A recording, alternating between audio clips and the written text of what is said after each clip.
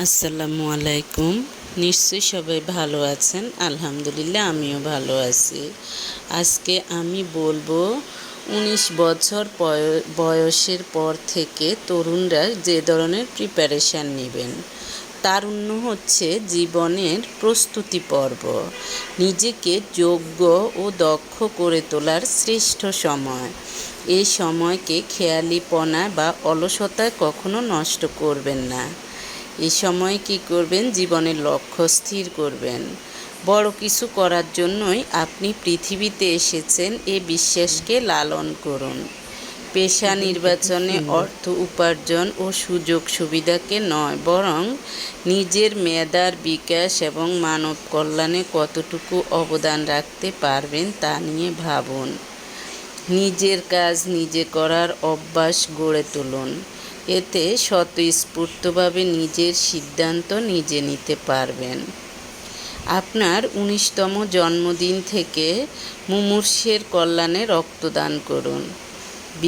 বিলাসী পোশাক পরিচ্ছদ ও অঙ্গভঙ্গি করে অন্যের দৃষ্টি আকর্ষণের চেষ্টা করবেন না।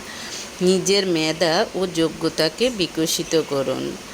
অন্যদের মনোযোগ তখন এমনিতেই আকৃষ্ট হবে। বিপরীত লিঙ্গের সাথে সম্পর্কের ক্ষেত্রে আবেগকে নিয়ন্ত্রণে রাখুন। সম্পর্ক সুন্দর থাকবে। অবসর সময় সৃজনশীল কাজে ও সৎসঙ্গে ব্যয় করুন। অহেতুক আড্ডা, রাস্তায় ঘোরাঘুরি ও ভার্চুয়াল জগতে অনর্থক বিচরণ করে সময় নষ্ট করবেন না। ব্যক্তিত্ব উন্নয়নের জন্য ভালো বই পড়ুন। নিয়মিত মেডিটেশন ও কোয়ান্টাম যোগা করুন। জ্ঞান ও সংস্কৃতির ইতিবাচক চর্চা হয় এমন অনুষ্ঠানে অংশ নেবেন। মানুষের সাথে বাস্তব সামাজিক যোগাযোগ বৃদ্ধি করুন। নিজের প্রতি যত্নশীল হবেন। প্রতিদিন ব্যস্ততার মাঝে নিজের জন্য সময় বের করে নেবেন। নিজের মত প্রকাশে দ্বিধান্বিত হবেন না। হীনমন্যতায় ভুগবেন না। তবে অন্যের মতের প্রতি শ্রদ্ধা পোষণ করুন। কোনো বিষয়ে উগ্রবাদী হবেন না।